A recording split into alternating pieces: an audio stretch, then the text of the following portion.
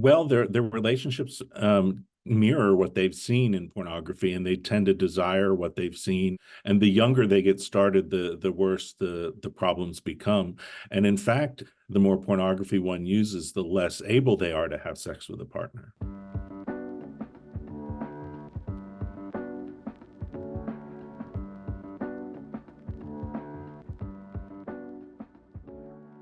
Well, Dr. John Foubert, I'm so excited to get to speak with you today and share with our audience a little bit about a new book you have. But before we dive into all of that, for anyone who hasn't had the privilege of hearing one of your past interviews with us, either on this podcast or a video, can you tell us a little bit about who you are and the work that you do in this space? Sure. I've been an academic for about 30 years, working at different colleges and universities. Right now, I'm dean and professor at Union University in Jackson, Tennessee. And one of my main areas of research is in the harms of pornography. And so I've written two books about it, How Pornography Harms, and then Protecting Your Children from Internet Pornography is the most recent one. And what I try to do is I try to get out facts and figures to people so that they can make wise choices about whether or not they want to use pornography and whether they should be concerned with it on an individual or cultural level. Amazing. And one of the things I think you do so well is take research and make it easy for those of us who don't spend all day reading research to understand. So there's one stat in particular you've shared in our documentary, you shared recently on our podcast, but it's one we get a lot of questions about. And it is the odds that there is no connection between pornography and sexual violence. Can you talk a little bit about that? Sure. There have been over 50 studies that have been done that have connected pornography and sexual violence. And one of the things that you do in social science research is you function with percentage likelihood of that the results are true. And so what social scientists will basically say is if I'm 95% sure that these numbers are different from each other, then we'll go with that. And so if you do 50 studies at the 95% confidence level, you get to such a small level of unlikelihood that it's not even worth talking about. In fact, it's 1 in 88 decillion. And decillion is a big number. And so if you want to try and understand what that might equal, if you took pennies and you filled the Empire State Building with pennies from floor to ceiling, and you did that a billion times, you would have 88 decillion pennies. And so it's a number that is not even worth discussing from my perspective. Now, what it doesn't mean is not everybody who watches pornography is going to commit sexual violence. We have to make sure that we make that point clear. But there is that connection that is there. And there are many different studies that have gone at different angles to reveal that it's a true fact. Yeah, thank you so much. We'll talk a little bit more later about porn's connection to violence and sexual violence. I wanted to ask you, the last time you were on the podcast, you spoke a little bit about the speaking events that you do at colleges and high schools, but we didn't get to talk much about the speaking that you do with the military and on military bases. Can you share a little bit about why it's so important to talk about the harms of pornography in that space in particular? Well, I think in any space it's important. I think with the military, it can undermine mission readiness. If people are addicted to pornography, it makes them. I mean, there's so many different studies that have shown that it increases depression, anxiety, things that would undermine an individual's readiness to fight in the military. And it's something that's important to me. I worked with the Army for 5 years as their lead sexual assault expert, and tried to make sure that they understood that if they wanted to fight sexual assault, they also had to fight pornography. And that's a message that to their credit, I think a lot of them heard, but not everybody. As you know, in this space, some people will listen to the science, and other people won't, and you can't do a whole lot about that, but just keep giving in the science and hoping that those who believe in it will pay attention. Can you speak a little bit? I'm asking this because we've heard recently from some individuals who've shared their personal experience with a struggle with pornography while being in the military. Can you speak a little bit to what you saw in that work, what that looks like in that environment, and what some of the negative outcomes besides not being prepared for mission readiness look like? Well, I think they would be a lot of the same as you would find with a quote unquote normal person, with a civilian. I mean, um the lack of life satisfaction, difficulty having sexual relations after a while of using pornography.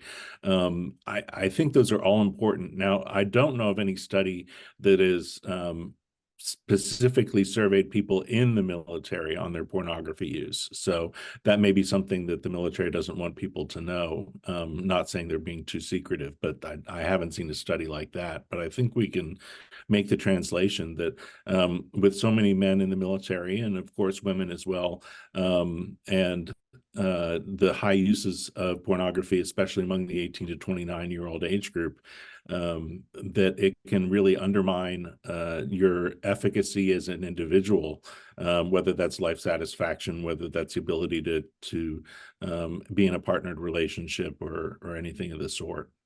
Your book called Pornography Harms, you wrote after all of your research on the connection between pornography and sexual violence. And your newest book, Protecting Your Children from Internet Pornography, is written specifically for parents and caretakers. Can you talk a little bit about what the research process looked like for this book? Yeah, for this book, I took a lot of the research that I had done for How Pornography Harms and updated it in terms of reading the most recent literature that was out there on the harms of pornography, but also did a lot more interviews with people like psychologists and social workers and people who would have advice for parents, parenting experts, those sorts of folks. On how do we deal with the problem of pornography in a family, and especially with children, and how do we go about having conversations with kids where we're not freaking out anytime we hear that they've used pornography, but that we're having calm conversations with them, and that it's an open dialogue that you can have with your kids about this issue, because they're going to be exposed to it. I mean, the stats on that are pretty convincing. It's a matter of when. And so we need to, I think, be the first people to talk to them about pornography. So we're the first person that they come to ask a question about it. That's great. We wholeheartedly agree. Can you provide an overview of the main risks and challenges that children and adolescents specifically face in today's digital world regarding exposure to online pornography? Yeah, with online pornography and children, the problem is that they get their brains reset to what they think sexual relations should be. And so, especially if it's the first time they've heard about sex or seen a sex act or something, most of what's in pornography today has violence in it. And so it fuses the violence and intimacy connection within the brain. And so it becomes very disturbing, and just in the sense that I don't think there are many people who would want their children to fuse sex and violence in terms of their own behavior. Now, a lot of parents are perhaps even freaked out about their children having sex, and certainly at a certain age, that's I think all of us would agree is not appropriate. But when they get older, at some point in life, they probably will, and we don't want them to have a kind of this template in their brains that sex and violence go together. We want it to be an intimate and loving experience that strengthens a relationship, that doesn't hurt a relationship. And so, for someone, a parent maybe who is less familiar with what pornography is today, let me give you some context. We often hear from parents at live presentations, porn was around when I was a kid and I turned out fine. And I think there's a disconnect for many parents between what the content actually is today versus what the content was, a couple of decades ago. And that includes, it's more accessible, it's more available. Uh, you can click through thousands of images or videos in a very short amount of time. Can you contextualize a little bit what that content is, specifically also with regard to violence and how it is influencing violence? Sure. I mean, today, pornography is what's called a supranormal stimulus, internet pornography, that is, because it conveys so many images and choices of images to the individual that their brain hasn't been designed to deal with that much stimulation at one point in time. So it can lead to things like addiction and such. One of the problems with today's pornography is that acts that lead women to vomit are mainstream. And they're often designed to demean women. And the percentages of scenes where violence by a man towards a woman is featured is very high in the and it's very much more than your father or grandfather's Playboy magazine was. Playboy magazine is very tame. In fact, they don't even show nudes in Playboy anymore because of the competition that they faced with the porn industry. So it's not the same material. It's deliberately shown to demean women, to make them into sexual objects. And the more that men look at today's pornography, the more they think of women as objects. And when you think of someone as an object, it makes it much more likely that you'll convey violence towards them. And that's something that someone like me who does research on sexual violence is very concerned about, because we want to make sure that people are looking at each other as people, not as objects to be ejaculated on, to use some language that is perhaps a little strong, but it's what's out there in today's pornography. Yeah, and I think it's worth noting too, sometimes people will say, well, we're just claiming that only men are perpetrators and only women are victims in pornography. And it's important to note that that goes, both ways. That's not only the case. Can you talk about that a little bit? Yeah, absolutely. I mean, men are also abused in pornography, particularly male on male pornography. That can be part of what happens in that kind of pornography, but the violence is the underlying factor. And in a lot of cases, women will abuse men in pornography and be violent towards them. The key underlying factor is violence. And that's what is in so much of today's pornography and so many scenes in today's pornography. And it's not just the men who are abusing the women, although that is the most common kind of violence in pornography. But it's men abusing men, women abusing men, women abusing women, and certainly not showing an example of a kind and loving relationship. That's right. And I think it's important to note for parents, we often normalize societally that men consume porn and women don't. And especially when it comes to young people, there's the idea that, young boys who are consuming this are learning this violence against women. But also, it's important to note that young girls do consume porn as well. And they're also learning, especially from pornography, that paints women as victims of this violence, or shows women who are actually victims of this violence. It gives them the idea that that's their role as well. So it's affecting both ways for young people, especially. Absolutely. And it teaches women that they should be violated against. They're like, especially if it's a girl who's seeing pornography for the first time and she's seeing a man be violent with a woman, she's like, well, I guess that's what sex is and I should put up with it. Right. And that's, she doesn't say that out loud, but it's a process in the brain that, oh, well, that's what sex is. And I guess I'll get used to that someday. But yeah. Yeah, on your website, you have a page dedicated to kind of statistics about how porn affects teenagers that has many relevant statistics to this conversation. Can you share some of those that you find most compelling? One of them is actually related to some things we've talked about so far, and that adolescents who view pornography are more likely to be sexually assaulted than other adolescents. So that's concerning. They also have more disturbed family relationships. They tend to have sex earlier in life, and it tends to be of a more violent nature. They also become less religious over time, and they have more arguments and have a more difficult time communicating with their parents. And then, like adults, they have diminished life satisfaction. And so that's something that that affects everyone. And we would hope that people would have satisfying lives, but pornography use among adolescents actually diminishes the life satisfaction. Along those same lines, people often think pornography can quote unquote spice up their life or their relationship or positively impact them. What are some of the myths about internet pornography or consumption and its effects on children that you dispel throughout your book?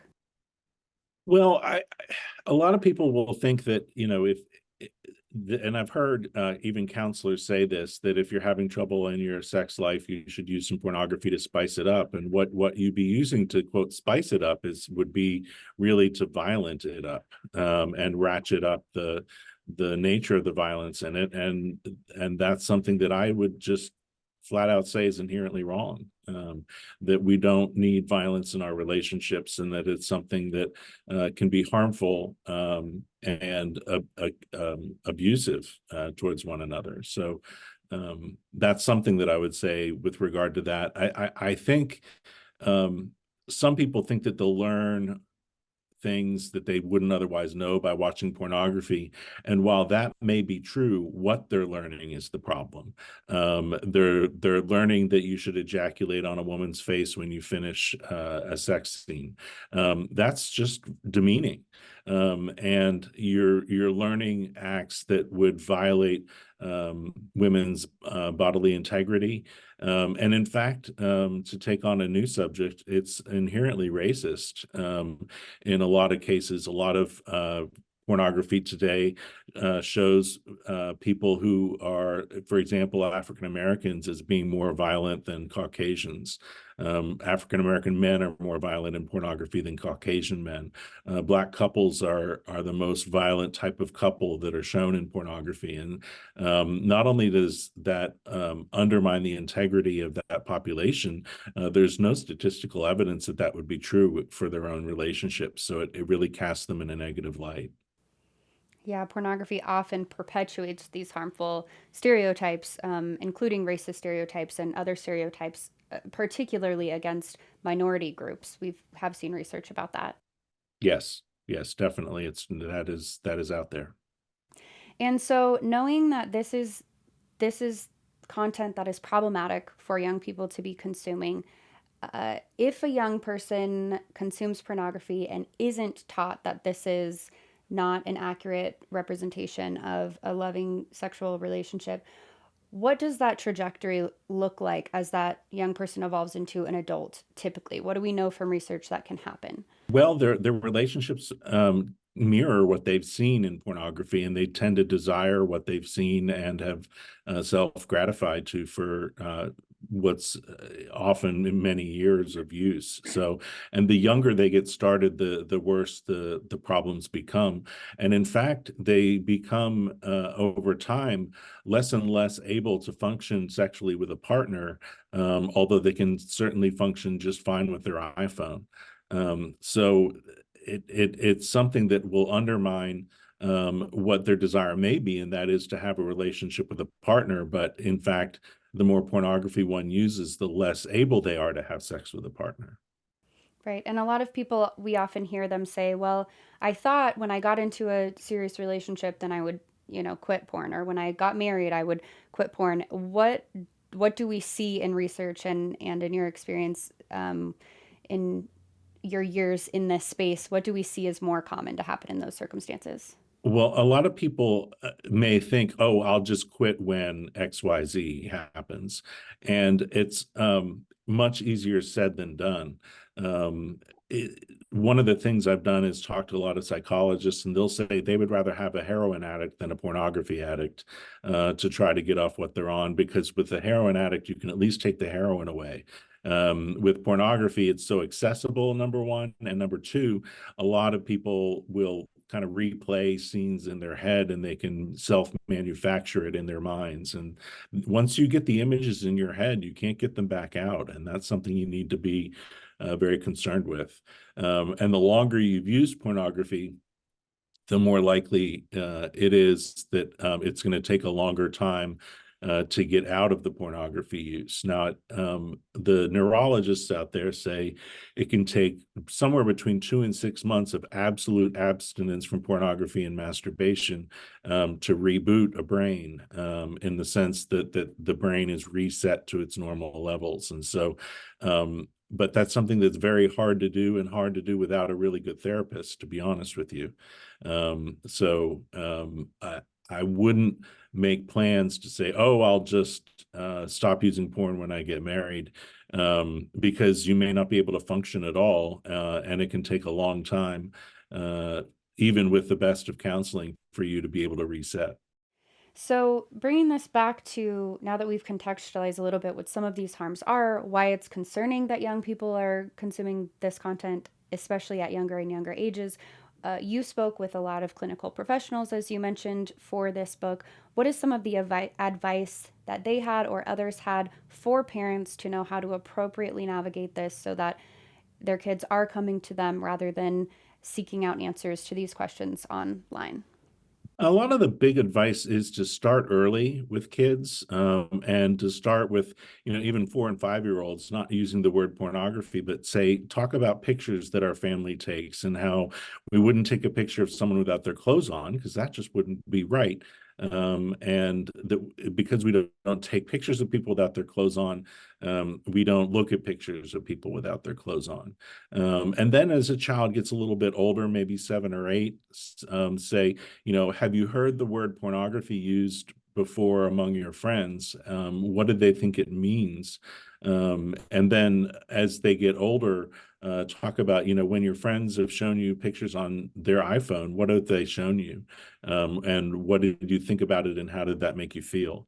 So it's more of helping a child process our culture, and understand that pornography is part of our culture, that we need to make sure that, if we don't want harms done to ourselves, or we don't want to perpetuate the harms done to others, we need to make a conscious decision to avoid it. Yeah. And you said this earlier, but really starting an ongoing, age appropriate, but ongoing conversation, discussion rather than a one time chat about, porn is harmful, don't engage, because we know that's not effective often, if ever. You can't just have one conversation and leave it at that. You really need to have an ongoing dialogue about pornography, because their experiences will change as they get older, and they'll be exposed to more. And it's important that we have an influence on how they interpret what they're looking at, or what their friends are showing them, and that sort of thing. I mean, I've spoken with a lot of teenagers, and young adults about pornography, and even the ones that had very restrictive parents with all their devices locked down and everything will have friends that showed them pornography, especially if they know that they haven't seen it, because it's really a rite of passage among today's generation, and it's something that, it can be, as we've discussed over and over again, very harmful to them. And we want to have them make the choice not to use it, and to stay away from it, as tempting as it can be. Yeah. And given that, technology is evolving, the content is evolving, what these challenges look like will always be evolving for young people. How can parents stay informed and equipped, I guess, to effectively monitor and regulate their children's online activity and mitigate the risks associated with internet pornography? Well, I would say one thing to do would be to read good books about pornography, not pornographic books, but books about pornography, and to listen to podcasts like the good work that Fight the New Drug does, and to stay up on what is common in today's pornography from a academic perspective. I don't suggest that they look at the websites. I suggest that they take advantage of the research that's out there that others have done. That they can look at some websites, in the sense that you mentioned on my website, I have an area that just talks about the harm done to adolescents on pornography, but I have a section called "Is Porn Bad?" and about 20 different areas that describe how pornography is harmful to people. And people can find that at www.johnfoubert.com. And I hope people will seek that out, because I try to present the research both in free formats like a website and in almost free formats like books. I wish I could give them away for free, but the publisher won't let me.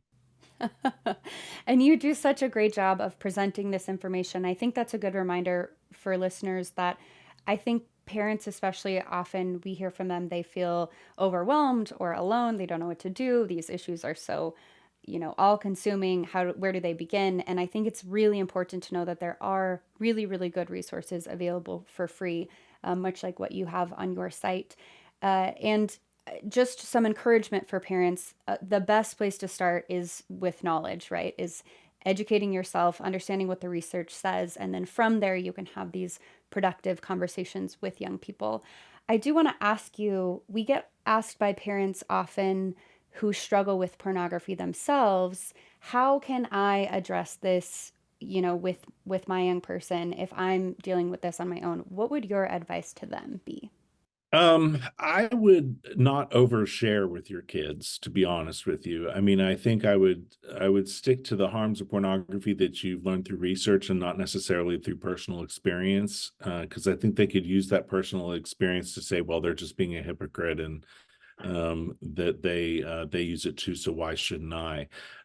So I'm one who believes in certain boundaries between parents and children, that you don't discuss everything. You wouldn't discuss your sexual relationship with your spouse with your child. The child might freak out, actually, if you did. And I don't think you really, I would generally recommend that you don't discuss your pornography use with your children, unless for some reason you think that it can build a stronger bond with them, and you can talk about how you left it behind and how it's important for them to leave it behind.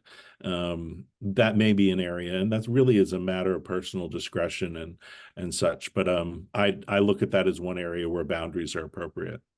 Yeah, I think that's helpful advice to know you can have boundaries around what you share while also knowing you understand porn's harms perhaps better than anyone if it's something that you've struggled with as well. So you are qualified to speak to what those harms are, but you can use research, to back those points up rather than acknowledging whether or not that's from your own experience. Right, right. Yeah. Throughout your book, you offer questions to ask children based on their age group.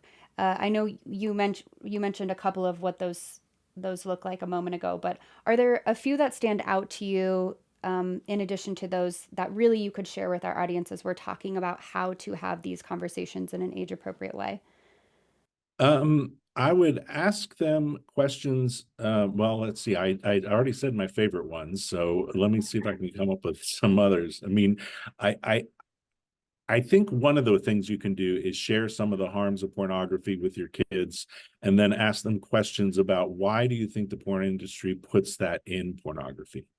Why do you think the porn industry wants you to look at that? Is it for you to have a better relationship, or is it for harm to come to another person? Um, when we look at pornography and it's violent from one person to another, is that a real person who's experiencing that violence? And how do you think that feels to them? So getting them to see people in pornography not as objects, but as people who are often being abused, and that when you're looking at that, that's kind of perpetuating that abuse. I think that's important too. But one of the key things is to make sure that we're having those conversations with children at a level that they can understand. And that's one of the things I wanted to do with different kinds of questions for different ages of children, and to also base it on the research. A 4-year-old has probably not seen pornography, but a 14-year-old most certainly has. So different questions that are designed to appeal to what their life experience might be like, and get them to process what they've seen, rather than say, well, you haven't seen porn, have you? Now, that, because that's accusatory. But if you've ever seen pictures with that people without their clothes on, what did that how did that make you feel? What were the circumstances of that? And can we talk about that some more? Yeah, I think that's important. Yeah, I think the prompts you share, I appreciate you sharing more of those because I think it helps give people an idea of how to have these conversations. But something else you mentioned earlier is not freaking out if you learn that your child was exposed to pornography or has seen pornography.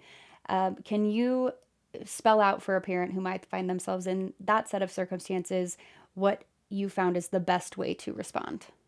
Yeah, I mean, I think a lot of parents think that their children or their child is the one who's not going to look at pornography. And so sometimes their first reaction is to freak out, but you have to literally take a deep breath if that happens and you walk in and you see Johnny looking at pornography, um, and have a very calm conversation with them about it. Say, I understand why you may have wanted to look at this. Why were you drawn to it? What made you think that this was something you wanted to do? And have conversations with them about how do you think this could affect how you view the other sex. For example, if they're looking at heterosexual pornography. So, can I tell you some things about what I've read about pornography and the harms that it has, about how it leads to more sexual violence, and how it leads to us thinking of people as objects and not as people, how it leads to lower life satisfaction, how it actually makes it more difficult to have intercourse as opposed to not. So, and educating them and treating them as much as a person who can understand and filter ideas as much as possible. Yeah, and I think that's so important to emphasize because, as you said earlier, we want them to make a conscious choice not to consume pornography. So sometimes, filtration is helpful, monitoring is helpful, especially according to appropriate age, right? Having training wheels on being able to use the internet is always helpful. But ultimately, we want young people to really understand the harms of pornography to the point where they make an informed and educated decision not to consume it because they know that's a healthier option for themselves, for their relationships, and for society. So it's so important to have this ongoing dialogue in a healthy way. And what I've loved about all of the conversations that you've simulated for us here today are that you haven't been shaming in any part of that. Can you speak a little bit to the role of shame in these conversations and your advice around that? Well, I think a lot of if a kid is caught looking at pornography by his parents, the first thing they may feel is shame, and shame is one of those emotions that tells us that we're doing something wrong. But if throw gasoline on that fire, it can really lead them to self-hate, or to want to get rid of that shame by trying the same thing again, and just getting worse and deeper into what could end up being an addiction. I just don't think that shame is something that is productive as an emotion. I think it can be just like a signal light on a dashboard that tells us, okay, maybe that wasn't the best decision. How can I make a different decision next time? And a lot of kids today will say that shame is one of the things that they um, try to avoid the most. And so it doesn't necessarily make sense for us to blame and shame them, but it makes sense to educate and empower them to make good choices about what do they want to be part of their lives and what do they not want to be part of their lives. So we spoke a little bit earlier about how difficult it can be to quit consuming pornography once a habit has been developed. But we do know that it is possible. And I just would love for you to be able to share anything hopeful around that for someone who might find themselves in that position. I think there are lots of things that can be helpful in terms of leaving behind pornography. And one of the things that I encourage people to do is to find a good therapist, and to make sure that therapist understands the harms of pornography, because there's some therapists out there that will try and convince you that it's no problem. A certified sex addiction therapist, a CSAT, is very well trained to talk about these issues. There's some great online programs. And in fact, I think the one one, joinfortify.com is a great online program that people can use to lower their pornography use and lower the rates of depression, and have other wonderful results to them as well. There's another one called the freedomfight.org. I mean, there are lots of different programs out there that are designed to help people leave behind pornography, and they can find freedom from it. And I don't, in saying how hard it is, I don't want to talk people out of trying to leave it behind. I just want them to know that they're in for a fight if they're trying to leave pornography behind, because it gets deep within the roots of your brain. And so it's tough to get that out, but it can happen. Right. And some things like accountability partners, I think, can help in some cases to have a relationship with someone where you talk about your struggles leaving it behind, and that person can encourage you to keep fighting the good fight. So there are lots of ways of leaving this behind. It's very difficult. Yeah. But a good reminder, there are a lot of resources available, and for varying budgets as well. I know some people will say, well, I can't afford therapy. There are other free resources online. You mentioned some, but there are others as well. So we would absolutely encourage you, if you are finding that pornography is negatively impacting your life, and or you have a habit you would like to quit, know that there are resources available that can help you. Absolutely. You started speaking to how pornography is a supernormal stimulus, and we've talked about how it can be a difficult habit to quit. Can you speak to the research on that, really explaining in your unique way that makes it easy for us to understand how and why pornography can be so addictive? Well, sexual images are exciting to the brain. Um, and uh, and when you see a single sexual image, that can be particularly exciting. A supernormal stimulus refers to what's the power of internet pornography in the high-speed variety, where you have so many different pictures that you can choose from, and you literally can type most anything into some of these porn sites, and up will come a video that depicts what you're asking for. Um, that's not something that the brain was designed to deal with.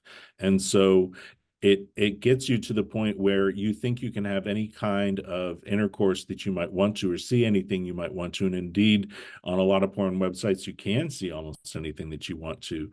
That it becomes all the more difficult to step away from that, or to develop a relationship with a single person who may not want to do what you want to do with them, who has agency, and who has opinions about what's okay to do and what's not okay to do, and under what circumstances, whether that's in the context of a marriage or a relationship, or however they might define it. Yeah, and that goes to the question of consent, right? We know how pornography influences consent. I would love for you to speak a little bit about this from two perspectives. One, what pornography teaches in terms of consent, in terms of how it portrays consent, especially for young people, but also what consent looks like within the industry, as much as we know. Well, consent is almost completely absent in pornography videos. I mean, it's just assumed that everybody wants all kinds of sex in all kinds of positions, and all kinds of ways at all times. There's rarely a porn scene where you have someone ask another person, "Do you want to do X, Y, and Z with me?" And have that person respond with a yes, and then engage in that behavior. Now, so when you don't see consent as a natural, normal part of intimate relations, if you actually get to a encounter with someone, you may not think that consent is necessary, and it's very necessary when you're going to do something with another person in their body. They need to have a choice over whether they want that done with their body or not. So it's something that is very disturbing, not only in the sense that we've talked about thus far, but also in the sense that in the reading that I've done, there's not a lot of consent that's available on porn sites, in porn scenes, among the actors. So an actor may say, "Well, I'll do this, but I won't do that." Well, they'll push the boundaries with that person until they will engage in some behaviors that they beforehand said that they weren't going to do or didn't want to do, but they end up doing anyway because they need the money. Their rent is due. They're in dire straits. Right. And also, with consent, true consent, we know can be revoked at any time. So at any point in a sexual encounter, someone could say, actually, I said yes, but I'm no longer comfortable, and I'm going to revoke that consent and say no. And that is what true consent looks like. That is not something that's modeled in pornography, but also that's not something individuals who are filmed in pornography really get to have, right? Because there is this element of a contract or pressure for something where once the video is there, they don't really get to have a say in whether or not that's taken down most of the time. And that includes for victims of sexual exploitation who never had a say in the first place, or of image-based sexual abuse who never had a say in the first place. Absolutely. So, with everything you know about the harms of pornography, what this issue looks like in society, how it's affecting young people, what hope can you give fighters or advocates who are working to combat the harms of pornography? Where do you find hope in this issue? Why do you continue to do this work? How can you help motivate us all to keep going? Well, what's the alternative, I guess, is what I'd say, is to just hand our children over to the porn industry and say, oh, well, that's the end. I find strength and conviction from my religious beliefs, but also through the research that's out there. And I combine those two into an individual who thinks that there are lots of reasons not to like pornography, and that it doesn't just need to be one's own perspective on an issue that they come to it. But if you are objective and you take a look at the research that's out there, you can say, man, this is terrible. And it's difficult to really analyze pornography if you're looking at it and you're being aroused by it. But if you take a step back and look at the research on it, I think you can really come to the conclusion that this is something that I don't want in my life, just like I don't want heroin in my life. That it might feel good for a time, but it can make me addicted, and it can lead to all kinds of other harms in my life. So I just find tremendous hope from the fact that there's the research is on our side. And I think that we can, the more that we get that out there, and the more that we're able to share that with others, the better. That's very well said. And two great resources that are sharing that research are your books on pornography. So, really quickly, can you just tell us about both of them and where individuals can find those who may want to read those?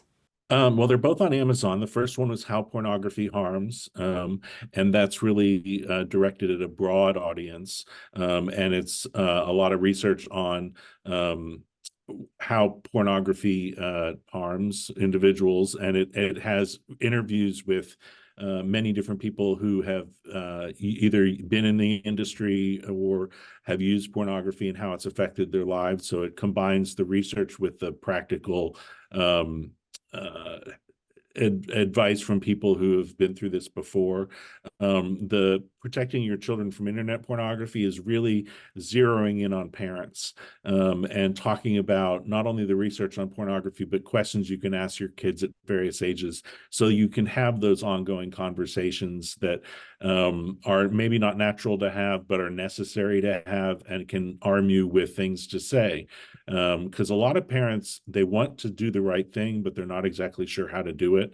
And so protecting your children from internet pornography is designed to be that tool to help parents do the right thing with their kids and have those difficult conversations. Amazing. Dr. Foubert, thank you so much for your time. We're so glad our audience got a chance to hear this conversation. And listeners, we encourage you to go look up Dr. Faubert's resources on his website, as well as check out these books to help empower you to create change on these issues. Thank you so much. I really enjoyed it, and I so appreciate everything you do in your organization. Research has demonstrated that overcoming a pornography habit is absolutely possible, and that over time, pornography's negative effects can be managed and largely reversed. So, Are you ready to quit porn for good? Meet Fortify, an online recovery program that has helped tens of thousands of individuals around the world stop their porn habit in its tracks. Fortify's free, science-based recovery platform is dedicated to helping you find lasting freedom from pornography. You can connect with others, learn how to better understand your compulsive behavior, and track your recovery journey. Join Fortify for free today at ftnd.org/Fortify. That's ftnd.org/Fortify. You're not alone. Recovery is possible. Quit porn for good with Fortify. Fight the New Drug is an affiliate of Fortify and may receive financial support from purchases made using affiliate links. Join our community of monthly donors, helping others recognize how porn can impact them, their relationships, and their communities. Join Fighter Club for as little as $10 a month to help us continue our efforts. Visit ftnd.org to learn more. Listen to the following testimonial on how Fight the New Drug's resources helped one fighter overcome his struggle with porn. You guys are the best. I put my Fighter Club stickers on all of my electronics, and I'm entering my longest porn-free period in 9 years. The podcast and social media posts help me stay motivated, and my monthly donation reminds me that I'm literally invested in winning. Thanks for joining us on this episode of Consider Before Consuming. Consider Before Consuming is brought to you by Fight the New Drug. Fight the New Drug is a non-religious and a non-legislative organization that exists to provide individuals the opportunity to make an informed decision regarding pornography by raising awareness on its harmful effects, using only science, facts, and personal accounts. Check out the episode notes for resources mentioned in this episode. If you find this podcast helpful, please consider subscribing and leaving a review. Consider Before Consuming is made possible by listeners like you. If you'd like to support Consider Before Consuming or any of the many educational resources we shared in this episode, you can make a one-time or recurring donation of any amount at ftnd.org/support. That's ftnd.org/support. Thanks again for listening. We invite you to increase your self-awareness, look both ways, check your blind spots, and consider before consuming.